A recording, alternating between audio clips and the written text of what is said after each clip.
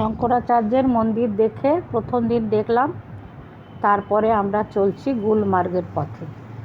তো দ্বিতীয় দিন তো এত আনন্দ লাগছে, অনেক দিন থেকে স্বপ্ন দেখছি যে একবার কাশ্মীর যাব।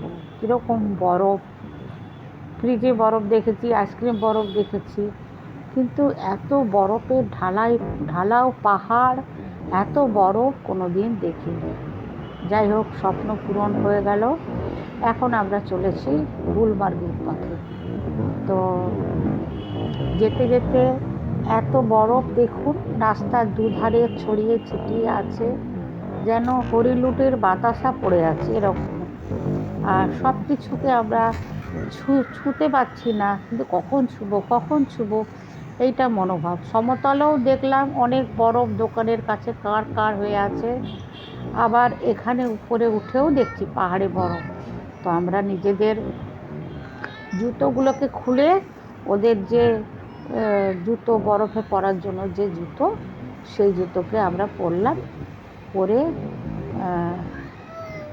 যাচ্ছি ছোট গাড়ি করে। বড় গাড়ি ওখানে থেমে গেল, যেখানটা জুতো চেঞ্জ করলাম বড় গাড়ি থেমে গেল, আমরা এখন ছোট গাড়িতে করে যাচ্ছি। তো পথ যেন শেষ হয় না, চড়াই উতরাই পথ, সব সাদা, বরফে একদম ঢালা, যেন কত নুন ছড়িয়ে আছে এরকম অবস্থা। মনে হচ্ছে নামবো গাড়ি থেকে, তারপরে তো গাড়ি নামতে দেবে না, যে একবারেই যাব, একবারে ওখানে পৌঁছে বরফকে স্পর্শ করব, দেখব যে কেমন বরফ। তো এখন হয়তো স্নোফলসটা পাবো না, জানি না, হয় যদি ভাগ্যে থাকে হয়তো 1 মিনিট 2 মিনিট পেতেই পারি। তো আমরা চলে এসেছি এই যে এই হোটেলগুলোর সামনে, বরফগুলোকে সরিয়ে গাড়ি রাখা হচ্ছে, এটা রাস্তা, মেন রাস্তা। তো এই হোটেলে আজকে আমাদের রান্না করে নিয়ে এসছে, সকালে টিফিন ভালো খাইয়েছে, লুচি ঘুগনি, আর না আজকে করেছিল লুচি ছোলার ডাল মিষ্টি, গতকাল হয়েছিল লুচি ঘুগনি মিষ্টি।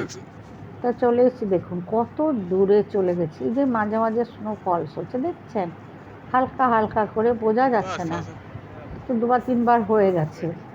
এত যে ভদ্রলোক আমাকে স্লেজ গাড়িতে করে নিয়ে এসেছিলো খুব ভালো, হ্যাঁ। কষ্ট লাগছে যে আমি এত ভারী শরীরটাকে আমার টেনে নিয়ে যাচ্ছে, কিন্তু ওদের তো এই সময়ে ব্যবসা, ওদের না করলে ওদের পেট চলবে না। আবার আমি বলেছিলাম অর্ধেক রাস্তা পর্যন্ত নিয়ে যেতে, কিন্তু অর্ধেক রাস্তা তো নিয়ে যায়নি, একদম মাঝ বরাবর, মানে যেখানটায় দাঁড়ালে পা ঢুকে যাবে। তো খুব মজা পাচ্ছে আমার, হ্যাঁ। আর ওখানে আমার অনেক ফটো রিলস তুলে দিল ভদ্রলোক, দিয়ে বললাম যে আমি এখানে সামনে যে মন্দির আছে, একটা শিব মন্দির দূরে দেখা যাচ্ছে, দাঁড়ান দেখাবো, দেখতে পেলেই দেখাবো, ওইখানটায় যাব। বললো ঠিক আছে, আমি নিয়ে যাব আপনাকে, হ্যাঁ। তো এই দেখছেন কত বরফ, মানে যেখানে সেখানে বরফ। তা আমি তো পড়েই গেছিলাম, একবার পড়েই গেলাম যে কি করে নামবো এত নিচে, হ্যাঁ। এখানটা টেবিল আছে, ওরা খাওয়া হবে। তো ওখান থেকে ওই যে উঁচু পাহাড়টা, যেটা আরও বরফ আছে, ওই বরফের রোপে হয়ে যেতে হয়। তো আমাদের সবাই গেছে, আমি কিন্তু যাই যে না, আমি যাব না। আর ঠান্ডা একদম নেই বললেই চলে, হ্যাঁ, একদম নেই। দেখুন দোকানগুলোর সামনে কেমন বরফ দেখেছেন। তো এর পরেরটায় আমি আপনাদের দেব যে আরও কিছু গুলমার্গের বরফের দৃশ্য, আর ওই যে ওখানে শিব মন্দিরটা আছে, সে শিব মন্দিরে যাওয়ার দৃশ্য সমস্ত দেখাবো। দেখুন বরফের উপর দাঁড়িয়ে আছি, খুব মজা লাগছে জানেন তো। আর আপনারা সবাই আসবেন, এনজয় করবেন। খুব একটা বেশি খরচা হয়নি আমাদের 10 দিনের প্যাকেজে। ট্রেন ভাড়া দিয়েছিল, কিন্তু ট্রেনে যাতায়াতের কোনো খাবার দেওয়া হয়নি, জলও দেওয়া হয়নি, আমরা কিনে খেয়েছি। তারপরে ওই শ্রীনগরে নামার পর থেকে ওদের খরচ, হ্যাঁ। আর জলটা কিনতে হয়েছে অবশ্য, ওদের ওখানে জল আছে, কিন্তু আমরা জলটা কিনে খেয়েছি সবাই। প্রত্যেক দিন 2.5 লিটার 3 লিটার 2.5 লিটার করে, এত ঠান্ডা জল খাওয়া যাচ্ছে না। দেখেছেন কত বরফ দেখুন। কোথায় চলে গেছি। হ্যাঁ, ভাবছি যে বাড়ি ফিরে যেতে পারবো তো। হ্যাঁ, বাড়ির লোকজনকে আবার গিয়ে দেখতে পারবো তো। এখানে তো মানে মারাত্মক সব খুন খারাপই হয়।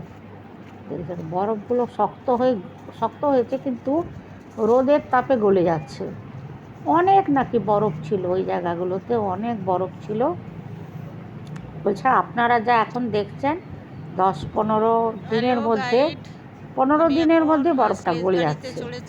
আর 15 দিন পর যারা আসবে তারা একদম দেখতেই পাবে না, কিছুই দেখতে পাবে না।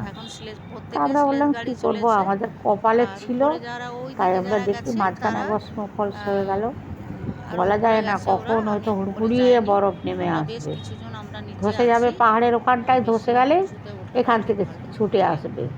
তা আমি ভয়ে যাইনি। এখানে এত বরফ পাচ্ছি যখন, আমি একই বরফ উপরে যাব কেন? হ্যাঁ, এই যে দেখুন টেনে টেনে নিয়ে যাচ্ছে। এখানে অনেকে মানে হেঁটে হেঁটেও এসছে, আবার অনেকে টেনে টেনে নিয়ে যাচ্ছে। আমার তো খুব মজা লাগছে। হ্যাঁ, যে কত দূরে চলে এসেছি, কোথায় বাড়ি, কাঁথি, পূর্ব মেদিনীপুর জেলার কাঁথিতে। আর সেই মানুষটা এখানে চলে এলো। এবারে খরচের কথা বলি, যে আমাদের যে প্যাকেজটা ছিল ট্রেন ভাড়া, আর ট্রেনে কোনো খাবার জল দেয়নি। এবারে নামার পর থেকে শ্রীনগরে, এই জম্মুতে নামার পর থেকে ওরা সব কিছুই দিচ্ছে। হ্যাঁ, সকালবেলা চা বিস্কুট, তারপরে টিফিন, 6:30-7টার সময় টিফিন, 6:30-7টার মধ্যে টিফিন দিয়ে দিত। তারপর আমাদেরকে নিয়ে চলে যায়।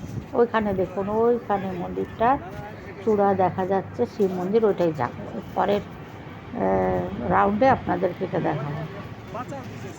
তারপর দুপুরবেলা তো রান্না করেই নিয়ে যেত, কেন রান্না করতে গেলে তো আমাদেরকে তো ভাত খেতে আসতে পারবো না। প্রথম দিনটা ভাত খেতে এসেছিলাম, সামনাসামনি সমতলে ঘুরেছিলাম।